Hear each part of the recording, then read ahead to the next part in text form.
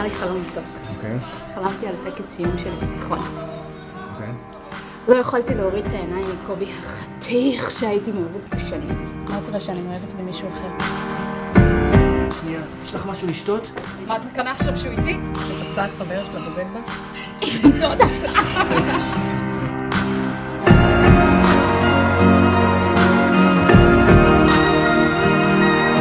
סליחה?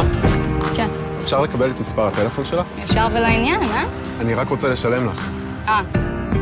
זה בקשר לאמא שלי. היא אומרת שהיא מתגעגעת אליי ושהיא רוצה שאני אבוא איך אני יכולה לבוא? מה, שהיא תראה אותי בוכה?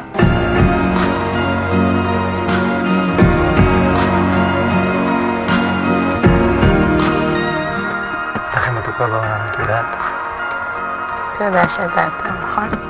את יודעת למה את פה? אני לפעמים מעשנת, אבל אני לא חושבת שבשביל זה צריך פסיכולוג. את מפרטטת איתי?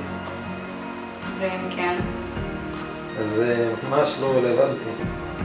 זה לא כל כך מסתדר לי עם זה שכל שנייה שהעיניים שלך יורדות למחברת שלך, הן נעצרות לי לשנייה לתאריך הזה.